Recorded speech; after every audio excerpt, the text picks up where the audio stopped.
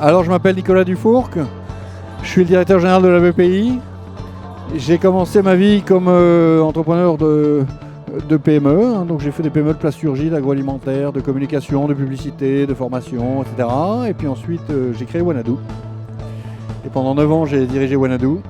Après je suis parti pendant 9 ans étendre un grand groupe français à l'international qui s'appelle Capgemini, dont j'étais le numéro 2. Puis après on m'a demandé de créer la BPI. Et voilà le résultat. La première chose, c'est qu'il faut se lancer. C'est absolument comme la première fois que vous faites du vélo sans roulette, hein. Au début, ça fait bizarre, mais les sensations sont tellement merveilleuses. Ensuite, il faut être opérationnel, parce qu'on ne se lance pas pour tomber, on se lance pour réussir. Donc il faut mettre tous les atouts de son côté, hein. Il faut énormément travailler. Il faut rencontrer énormément de monde. Énormément de monde. Tout le temps rencontrer des gens, demander des conseils, s'inspirer, se nourrir, etc. Créer son réseau. Ensuite, il faut collecter des financements, il faut venir nous voir. Il faut être très très discipliné. C'est un mental de sportif, hein. Il ne faut jamais se lâcher, jamais penser que c'est arrivé. En fait, quand vous êtes entrepreneur, il faut vraiment des années pour que ça commence à se stabiliser. Et donc les premières années, c'est des années de très très haut niveau sportif. Voilà. Mais une fois qu'on a dit ça, c'est enthousiasmant. Les objectifs de BPI France, c'est de permettre à tous les entrepreneurs de réaliser leurs rêves.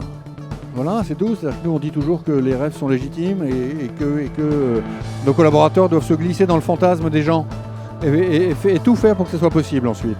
Pas toujours possible, mais au moins on aura tout essayé. Voilà. On recrute beaucoup d'ingénieurs parce qu'on est la grande banque du financement de l'innovation français. Et donc les entrepreneurs ingénieurs rencontrent chez nous des ingénieurs banquiers et parlent le même langage. On aime qu'ils aient une vraie culture technologique et en même temps une culture financière aussi, hein.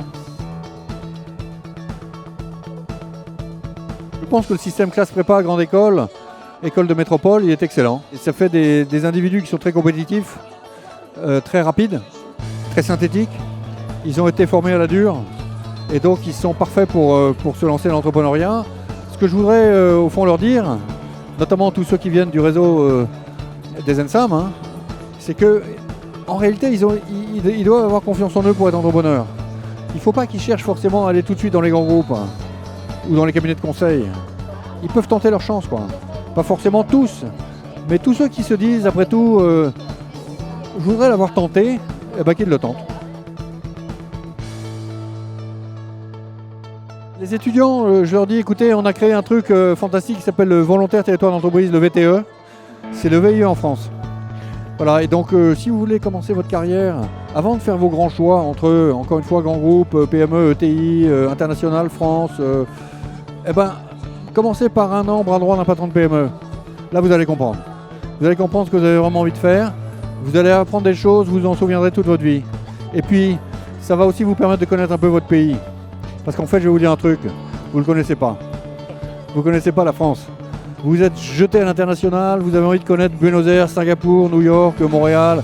C'est super, vous avez toute la vie pour ça. En revanche, la France, les territoires, des villes que vous ne connaissez pas, c'est le moment de le faire. Voilà ce que je leur dis.